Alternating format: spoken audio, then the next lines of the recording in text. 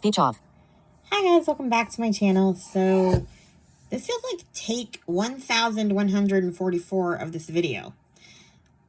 First few ones, I didn't like them, and I finally get into my groove today, and then my cell phone rings, interrupting the video. Stopping the video, in fact. So I'm getting annoyed. This is almost not fun anymore, because I did it so many times. So, like, the enthusiasm is kind of over. But anyway, well, I'll do my best. I'm here to do my review for Anne of Avonlea. I'm participating in Chantel Reed's All Days Year of Mod, and they read Anne of Avonlea in February, so I have been meaning to get my thoughts on this book. So let's just get to it. So we start off with our new character, Mr. Harrison. He is very mad because Anne's cow got into his grain, and he proceeds to call her a red-headed snippet, and she pretty much tells him that at least she has some hair, unlike him, who is pretty much bald. So yeah. That is generally how Anne makes enemies, when they go for her hair. She instantly hates you when you go for her hair. So then we get Marilla coming home, and she talks a little bit about the twins, which we'll hear about more later. And then she complains about her hired boy Martin, which is really funny because she basically says that that he asked for another day off to go to his aunt's funeral, and she's like, "This is like the third or fourth aunt that's died. How many aunts does this kid have?" And then we have Rachel Lynde coming to pay them a visit, and there are just some quotable lines I have to read out because they're just funny. First, we have one from Anne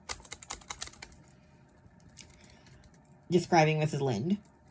If you went to your own room at midnight, locked the door, pulled down the blind, and sneezed, Mrs. Lynde would ask you next day how your cold was. Because Mrs. Lynde knows everything. And here is an example of Mrs. Lynde gossiping to tell you she knows everything. I knew there'd be trouble when Robert Bell sold his place to a New Brunswick man, that's what. I don't know what Avonlea is coming to with so many strangers rushing into it. It'll soon not be safe to go to sleep in our beds. Then that shiftless Timothy Cotton family are going to move up from White Sands, and they'll simply be a burden on the public. He is in consumption, and when he isn't stealing, and his wife is a slack, twisted creature that can't turn her hand to a thing. She washes her dishes sitting down. The horror. So, yeah. Then I wrote a little note here about them talking about the Improvement Society and how it's Anne and Gilbert's thing.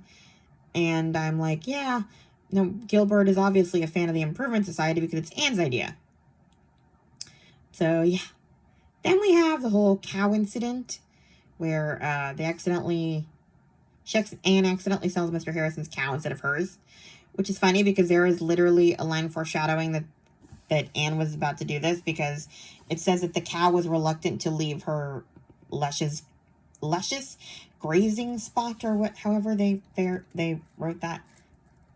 Luscious browsing ground. And yeah, it's like, yeah, she didn't want to leave it because it's hers.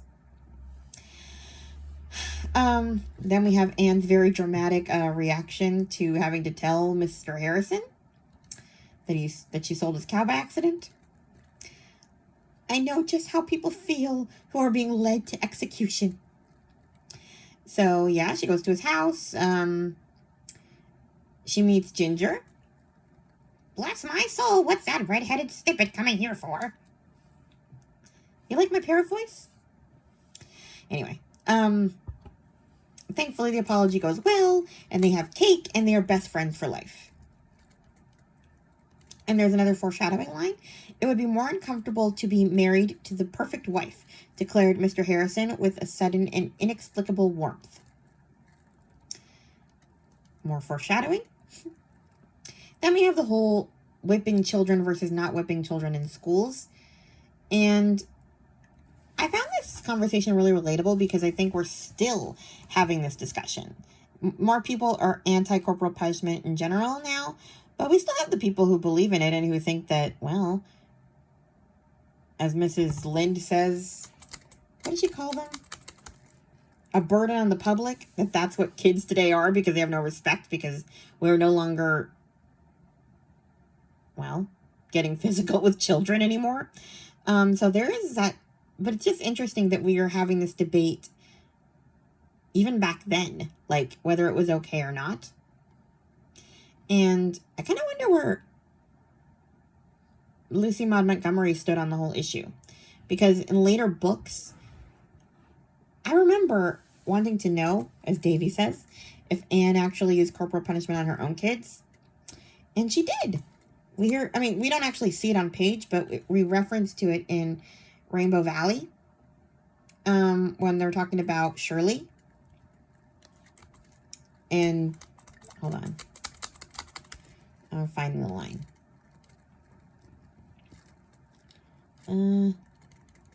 Shirley ran to be kissed for bumps and rocked to sleep and protected from well-deserved spankings. Susan conscientiously spanked all the other Blythe children when she thought they needed it for their soul's sake, for their soul's good, but she would not spank Shirley, nor allow his mother to do so. Once Dr. Blythe had spanked him, and Susan had been stormily indignant. "That man would spank an angel, Mrs. Doctor dear, that he would," she had declared bitterly, and she would not make the poor doctor a pie for weeks. So yeah, it does imply that Anne has at least used corporal punishment with her own kids, and certainly Gilbert has. And it kind of makes sense Gilbert has, because in this debate, he is in the middle, where he's like, I don't think it should be something that we do all the time, but it should be kind of a last resort thing. Like, if there's no other option and you've exhausted everything else, then yeah. Whereas Anne is like, completely no, and Jane is like, that's my weapon of choice. I'm just going to go for it every time a kid makes me angry or says something snarky. So, yeah, I don't know. It's just interesting to hear their kind of debates on it. I did appreciate that Gilbert didn't just suck up to Anne, though.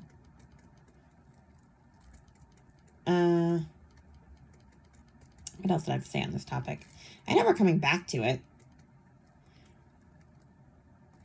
I did,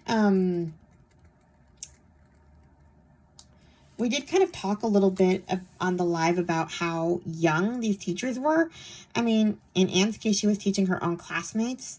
And Jane, they were like 16 years old. Jane, in some ways, had it easier because she wasn't teaching her own classmates. But I guess if I want to be generous to Jane, who I kind of hate in this book, for just automatically resorting to hitting children, I would say that I can kind of see why you would have her attitude if you're, she's a child for all intents and purposes, surrounded by, like, there wasn't any TAs. It was her against 40 kids of different ages, and some of them were probably teenagers bigger than her. So I guess you had to earn respect somehow, but I still, ugh. And the line that she has about, "I'll whip my pupils if they're naughty. It's the shortest and easiest way of convincing them." That's kind of something that we're still having as far as a debate. Like, some people think that reason is better, and I think it is for certain kids, but I think certain kids just laugh in the face of reason because you're going to talk to them and then they're going to do it again. So it depends on the kid, I guess. But I also do think there are cases where people use corporal punishment as just because it's easier. It's like, smack the kid, make them cry, they stop what they're doing, they leave you alone. Instead of actually getting up and getting on their level and doing the whole super nanny thing. So yeah, it's interesting. We're going to come back to this later when Anne goes after Anthony Pye. But yeah, then we start with Anne teaching school for the first time. We meet some of her students. We hear a little bit about each of them. They're not that important to me, so except for Paul Irving, who's a genius, and the Donnells. We meet Mrs. Donnell. Donnell. It's not Donnell, it's Donnell. And how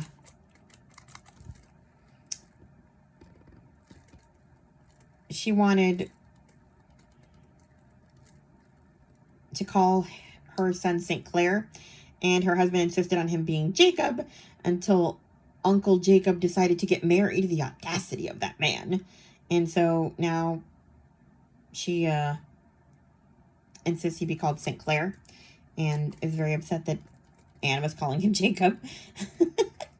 So, yeah. And Mrs. Lind says that, as for that Donnell woman, she'll get no Donnelling from me, I can assure you. The name is Donnell and always has been. The woman is crazy, that's what. She has a pug dog she calls Queenie, and it has its meals at the table along with the family, eating off a china plate. I'd be afraid of a judgment if I was her. I want to know what she would think of judgment if she saw how we treat pets now, calling them fur babies, and, like, some people, like, take them... Walking their dog is the equivalent of having their little pug dog in a stroller and wheeling it around while you go for your walk, instead of putting it on a leash. Like, I think Mrs. Lind would be horrified. I mean, dogs sleeping in our beds. I mean, and don't get me wrong, I'm horrified by that myself. We're still very much of the pets outside generation in my household. Like, my family is not for the fur baby of it all. Pets are pets. People are people. Anyway, I'm also allergic, so we can't have dogs inside. Whatever. I'm just laughing because she's horrified by that. I can only imagine how she'd feel now. Then we have Marilla gets the twins, supposedly temporarily, because their uncle's going to take care of them. So Davy is the mischievous one. Dora is the angel who doesn't get a storyline.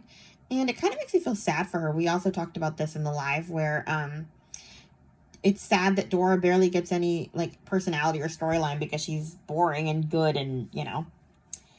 It makes you kind of understand why kids misbehave. Like, people say that they're getting negative attention, but truly, what child gets good attention for being good? Like, especially if they're always good.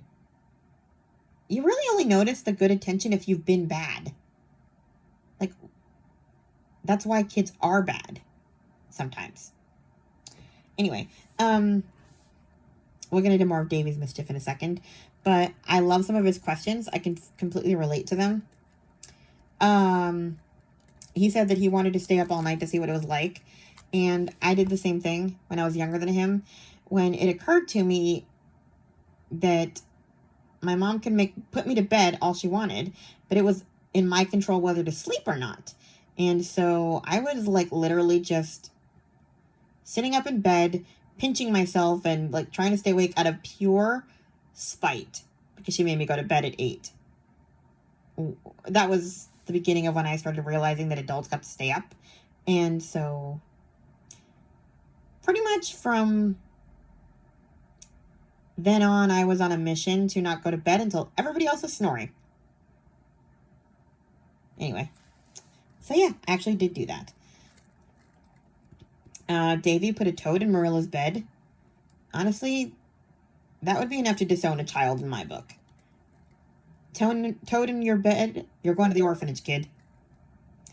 Then we have Davy's, the hall was painted blue. That was the next thing that happened. Then we have Davy in search of a sensation. He, lies about shutting Dora in an outbuilding.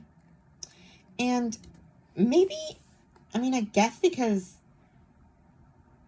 I don't know. I always found it really interesting how even in, like, the more, like, the modern Christian fiction books of today, we see kids telling little white lies.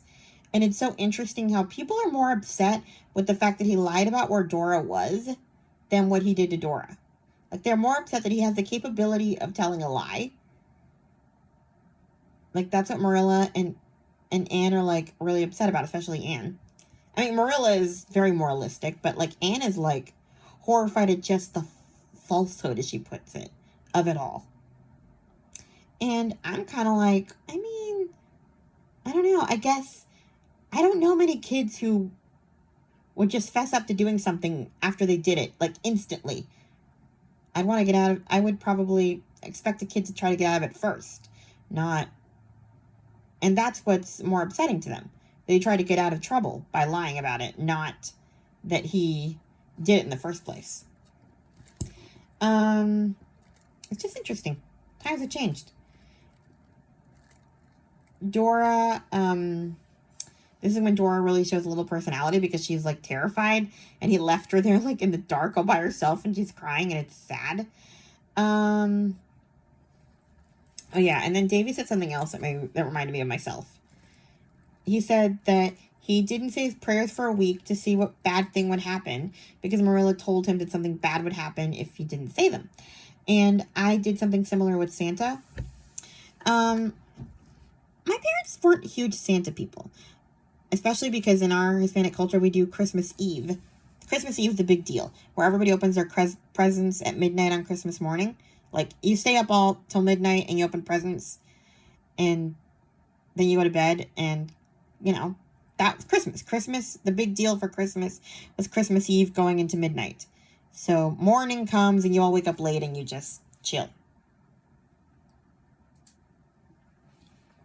So Santa doesn't have time to bring presents in general, but my uncle kind of tried to really give me the magic of Santa. So he would tell me, you never know. So for a while I would look for him and stuff, and he didn't show up, obviously, because I already opened all my presents. I hope you're not watching with kids. Anyway, and one year he said, Santa probably drops your things off throughout the month of December if you're good throughout that month of December. In particular, he's dropping things off little by little because he knows that we open presents at midnight. So he tried to, change it up a little.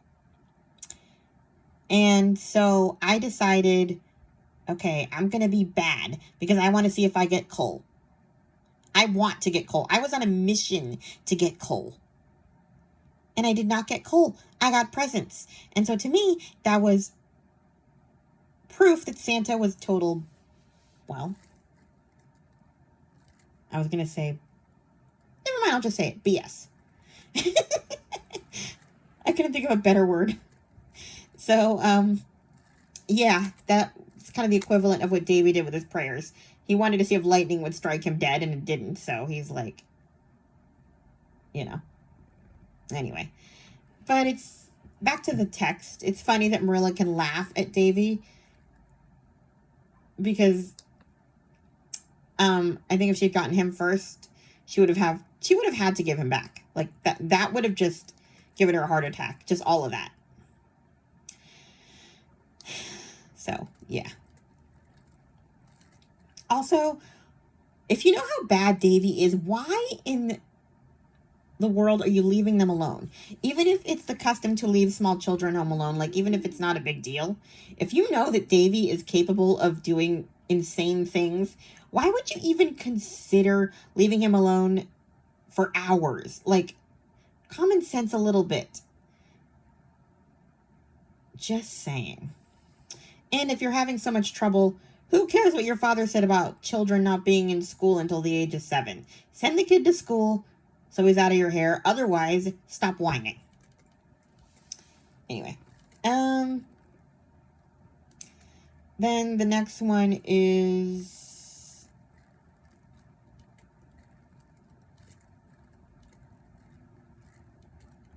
a chapter where Anne kind of is writing to her friend, and she talks about some of the funny things her pupils say.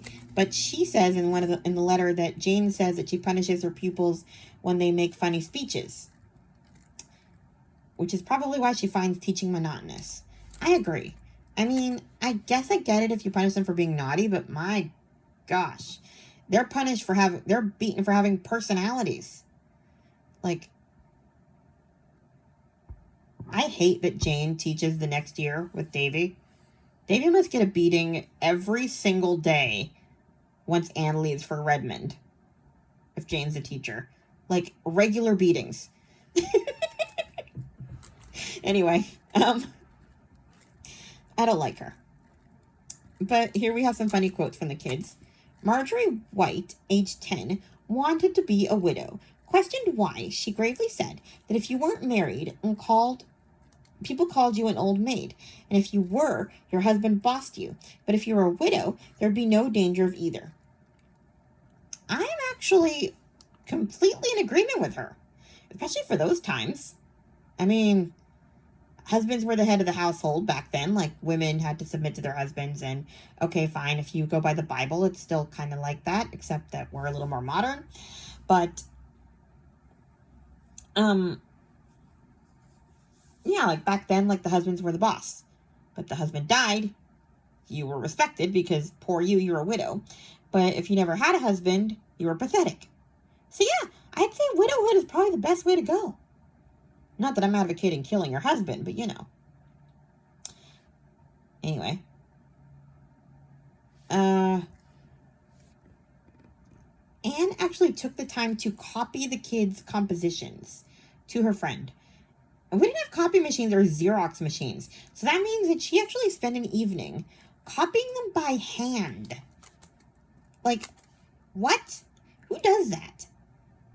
Anyway, the next chapter was called A Jonah Day, where Anne has a really bad day and smacks Anthony Pye. I'll let you read the whole chapter on your own because it's more fun that way. But I'm fast forwarding to the part where Marilla comforts her. I don't know, for some reason this part has always gotten to me. There's just such a change in Marilla's relationship with Anne. Like, for one thing, throughout this book, they're not like guardian child. They're like friends. And Marilla really can respect Anne as a different personality and like kind of just goes with it at this point. She doesn't try to change her now. And she even tries to comfort her instead of laughing at her. I think if this had happened 5 years ago, she would have laughed at her. And this time she comes up to her room to comfort her after something bad happens. And I like this line. Marilla passed her hard work-worn hand over the girl's glossy tumbled hair with a wonderful tenderness. When Anne's sobs grew quieter, she said very gently for her, "You take things too much to heart, Anne. We all make mistakes, but people forget them, and Jonah days come to everybody." And the other thing is that she's like using Anne's expressions. She's saying Jonah Day. She would have never said that a few years ago. Like, she would have like made a face at such a weird expression. And then we have this line. "Well, never mind. This day's done, and there's a new one coming tomorrow with no mistakes in it yet, as you used to say yourself." I don't know. I love that scene. It melts my cold, dead heart.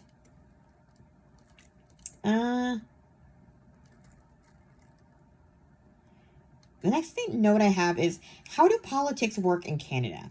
Anne is a conservative, but she seems more liberal, like by U.S. standards. But she's like considered conservative. And then Mrs. Lynde is more traditional, and seems more conservative by U.S. standards. Like, you know, with the whole women shouldn't be educated thing and all of that. Like, you know, women should be having children.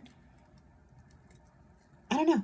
It's interesting. Like, I don't understand the politics of Canada back then. Or, I don't understand politics in general anyway. Why am I talking about politics? Ignore me. Anyway, there's a mention of Mrs. Allen having a sick baby. And I kind of wonder, why did we do this to her? Like, why did we have to kill her baby? And if we're doing this to her, why not make it a bigger storyline? Why just give it like a little mention and whoop, like zoom past it? If you're going to do that, just don't have her baby die. Unless you're going to make us cry. Anyway. The next chapter is called The Beginning of Vacation. Here's a quote. Since the earliest Mayflowers, Anne had never missed her weekly pilgrimage to Matthew's grave. Everybody else in Avonlea, except Marilla, had already forgotten quiet, unimportant Matthew Cuthbert, but his memory was still green in Anne's heart, and always would be. She could never forget the kind old man who had been the first to give her the love and sympathy her starved childhood had craved. That is just depressing. How can you forget Matthew? He's like the best. Then she runs into Paul, and they talk about his rock people. He's so sweet. What is it with the kids that Anne, like, sort of adopts, like, falls in love with? I think there's a kid character, at least in all the early books, until Anne has her own kids. In this one, it's Paul. Then we're going to see Elizabeth in book 4. I like Paul and Elizabeth much more than I like Anne's own kids. Anyway. And what is it with kids whose parents ditch them to be brought up by grandparents and just, like, leave them to grieve alone? In both cases of Paul and Elizabeth, we do this. And then Daddy Dearest gets a warm welcome, like, no biggie. You ditched me for 3 years, but it's fine. I'll get back to Paul, because I'm kind of with Marilla on this whole romance. Anyway.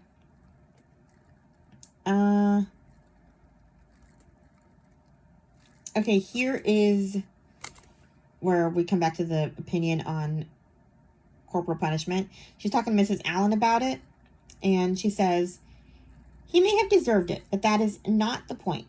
If I had calmly and deliberately decided to whip him because I thought it was a just punishment for him, I would not feel over it as I do. But the truth is, Mrs. Allen, that I just flew into a temper and whipped him because of that. I wasn't thinking whether it was just or unjust. Even if he hadn't deserved it, I'd have done it just the same. That is what humiliates me. I think that's growth. Because she's not even trying to, like, debate whether it was right or wrong. Like, she pretty much said that if he deserved it, he may have deserved it, but that's not why he did it. Like, at this point, she sees why you would do it. But she didn't even do it for the right reasons. Anyway. Then we have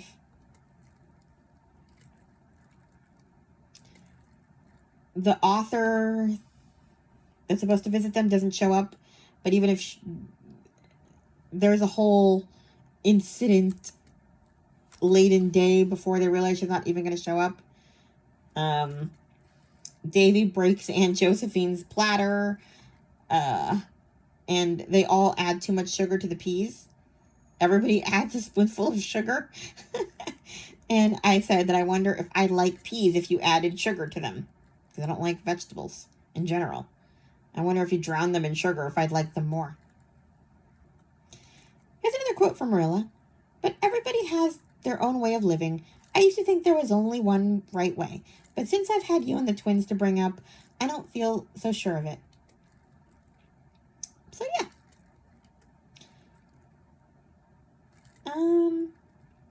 Then Anne and Diana go to get another platter, and Anne falls through the cop girls' roof when she was trying to peep in to see the platter. That's what happens for being a peeping Tom, Anne. Is that the right word? Anyway. Paul asks if there's something wrong with his upper story. I didn't know what that meant the first time I read that. But, yeah, not great. And then at the end of the summer, Mrs. Morgan does come when Anne isn't ready for her. And she's covered in feathers from changing the mattress thing. And she also tries to get rid of her freckles and accidentally uses the wrong thing. And she dyes her nose red. It's also funny that Marilla doesn't even try to stop her at this point. She really does respect her as an adult at this point in time. Because, like, she would have had a fit if Anne had tried that when she was still, like, 13, 14. But I guess at this point she's like, well, you're an adult. You dye your nose if you want to. But it's funny. Then we meet Miss Lavender. And, yeah, Anne and Diana are supposed to go somewhere, and they get lost, and they meet her, and we meet Charlotta the Fourth and the Echoes, and I love Echo Lodge, just all of it. Oh yeah, and Davy and Dora start school, and then the twins' uncle dies, and the twins get to stay. And oh yeah, Dora finds out that her seatmate has an uncle who is like a ghost and haunting the place or whatever, and so she's scared to sleep, which is another time when Dora actually shows some personality, apart from when Davy locked her up. You know that Dora's afraid of ghosts. Then we hear about Mrs. Lavender and Paul Irving's dad and how they had a romance, but she said she doesn't even remember why they fought. And I want to know why they fought. I don't care about them getting back together. I want the details of the romance itself, what made them fight.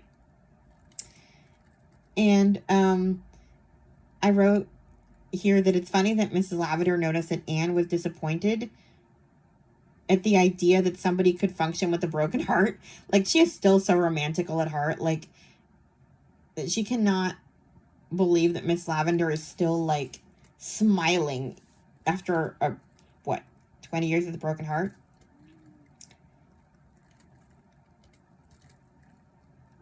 But Anne is the type who would enjoy being miserable because it's romantic to be miserable. Then we have, okay, the next chapter that I wrote down was A Prophet in His Own Country. And we're talking about Uncle Abe. Who is Uncle Abe? I don't remember him at all.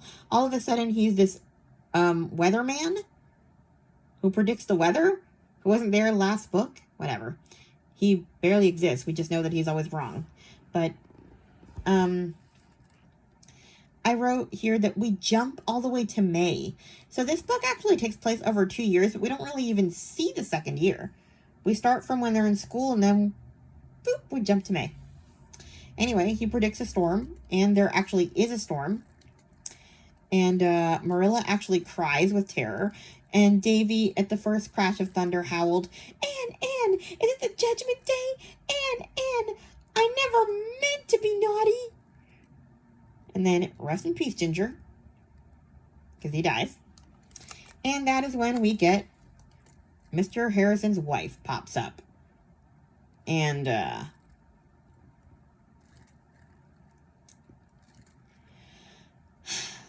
she's pretty much relieved that Ginger is dead. And honestly, I wonder if this series is the series that really kind of just made me a non-romantic. Because, like, none of these romances touch me in any way. In this particular one, like, everybody is, like, Team Mrs. Harrison. And I'm like, Mrs. Harrison can kick rocks because you're expecting him to get rid of his pet to make you happy? No.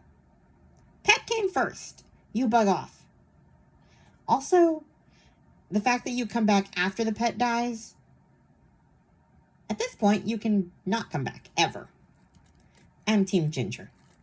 I don't even like pets or parrots. I don't know.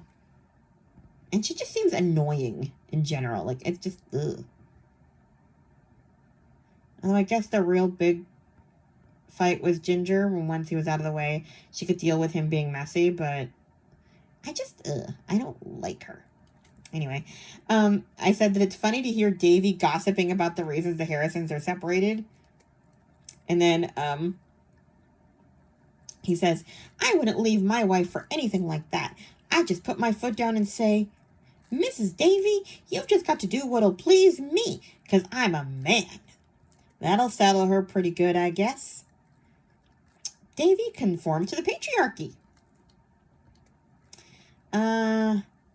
Then Mr. Thomas Lynde dies, and Mrs. Lynde might have to leave Avonlea, so Marilla asked her to move in with her, and she can help mend the twins' clothes and do the stuff that Marilla can't do with her failing eyesight, and Anne gets to go to college. I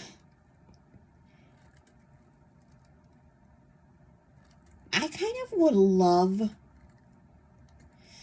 to know, like, I want more Avonlea. Like, because, like, after this book, we really don't see that much of them. And I'm more curious about what's happening in Avonlea at this point than I want to know about Anne's college years. Because, like, Mrs. Lind and Marilla living in the same house, this needs to be a book. I need to see this. Davy or Dora need their own story so that I can see this happen. Anyway, then Diana asks Anne, do you care anything for Gilbert?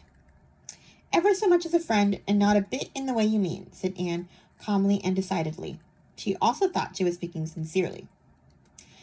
So, yeah, I just kind of wanted to point that out because I have some thoughts in the next book. But at this point in time, Anne is completely, like, Gilbert's friend. Everybody else knows that Gilbert is, like, desperately in love with her. But he agreed to be her friend, and Anne is treating him as a friend. Anne is not leading him on in any way whatsoever. So, we'll get to Anne of the Island later.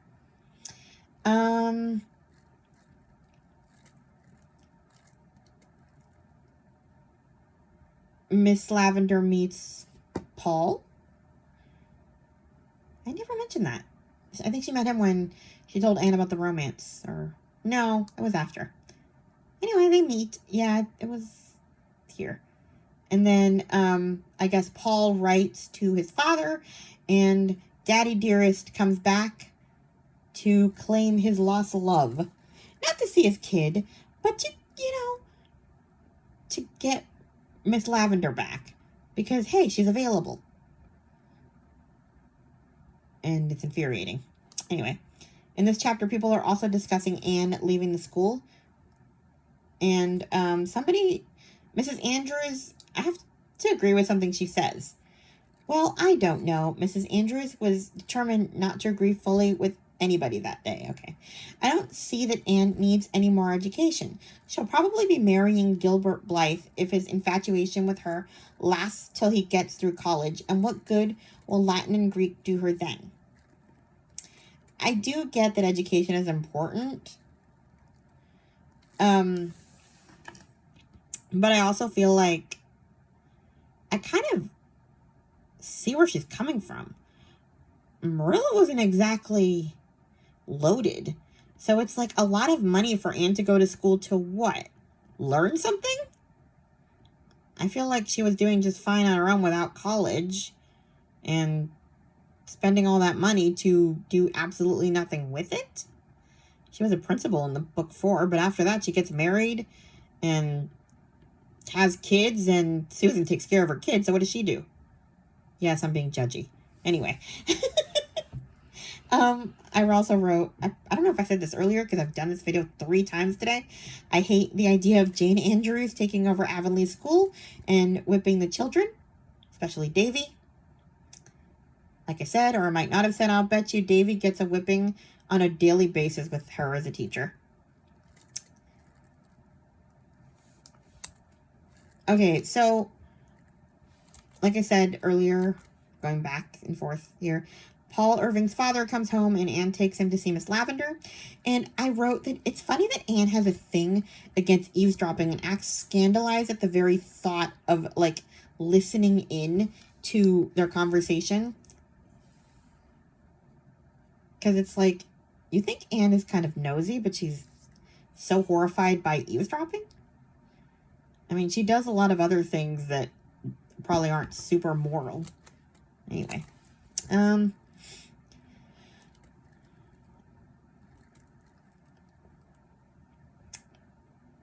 Paul's grandmother basically says that it's a good thing he's remarrying Lavender because at least she's not marrying an American. It worked out once, but it might not work out again. Can we stop insulting Americans? I mean, I guess I kind of get it now in the political climate, kind of. Canada and America aren't exactly best buds at the moment. But, yeah. Paul's grandmother was just mean. Anyway, I have to agree with Marilla on Mr. Irving and Miss Lavender as not being a romantic story. She sums it up so well. In the first place, two young fools quarrel and turn sulky. Then Steve Irving goes to the States and after a spell, gets married up there and is perfectly happy from all accounts. Then his wife dies, and after a decent interval, he thinks he'll come home and see if his first will fancy him. Meanwhile, she's been living single, probably because nobody nice enough came along to want her. Okay, that part's mean. I don't agree to that. And they meet and agree to be married after all. Now, where is the romance and all that? Like I said, I object to the nobody will have her part, but the rest I agree with. He ditches his kid after his wife dies because he can't stand to look at him. I mean, come on. He doesn't want to raise his own kid. And when he realizes that she's available, he comes home to see his kid. We're all supposed to think he loves his kid so much, but he ditches him for years. And now he'll take him because he gets a mom to help raise this kid. And, yeah. Because she'll have him. And where I'm supposed to be like, yay, happily ever after. Anyway. The man was about to go to San Francisco. He wasn't even going to come see his kid. But then he comes home for his ex-girlfriend.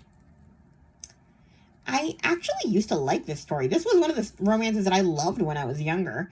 But now reading it as a jaded adult, no thanks. Anyway, we're almost done here. Diana gets engaged to Fred Wright, and Anne is unimpressed because it's not their ideal. She is very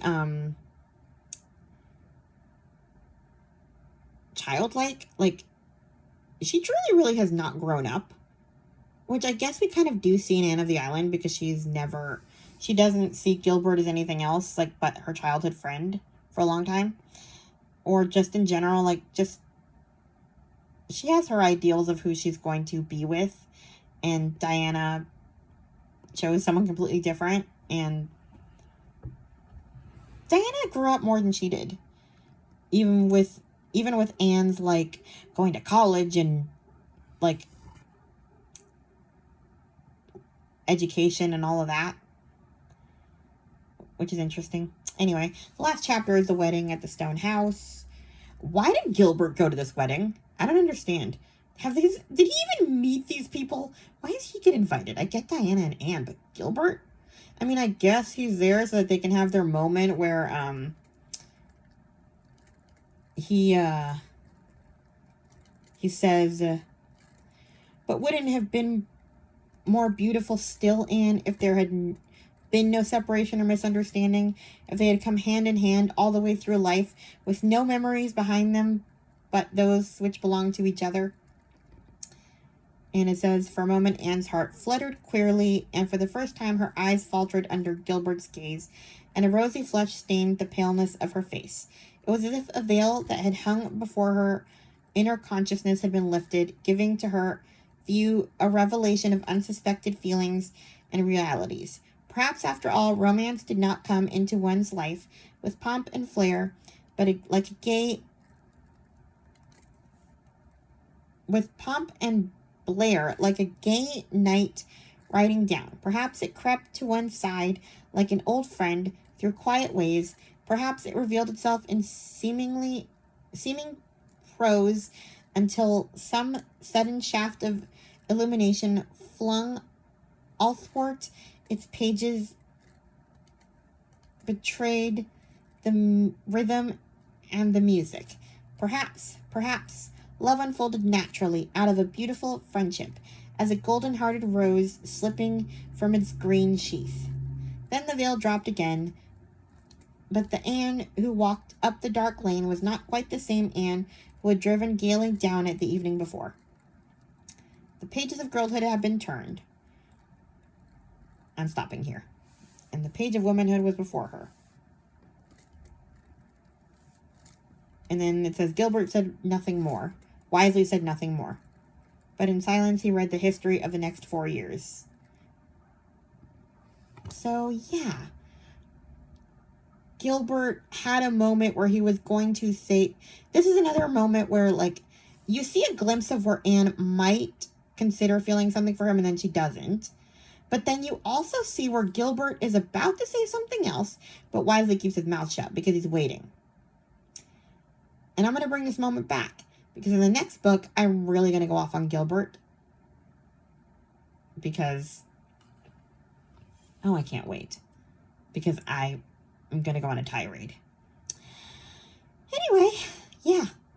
That's kind of how the book ends. Oh yeah, the wedding kind of ends with the echoes bidding them farewell too. Paul makes some noise so the echoes echo back, and yeah. But yeah, that's kind of how the book ends, with the foreshadowing of Gilbert kind of trying to get Anne to see that she loves him.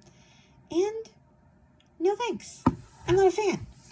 But, and I'm also sad, like I said, that this is like the last of Avonlea we really see. We see a little bit here and there where she comes to visit in books 3 and 4, but then after that, she gets married and, it's kind of all over. I don't know, they're just, I don't dislike the other books, but the magic is kind of gone. A bit. Especially once we get to Anne of Ingleside. I don't know. Anyway, that's all I got. Please like, comment, and subscribe, and I will talk to you guys in my next video. Bye. Speech on. Temple, her eye wandering over a wide tract of country to the southeast, could fondly rest on the furthest ridge Low of hills battery. in the horizon. 20. and Close. fancy But that close. from their 0. summits, Viewfinder. might be Stop seen. recording video.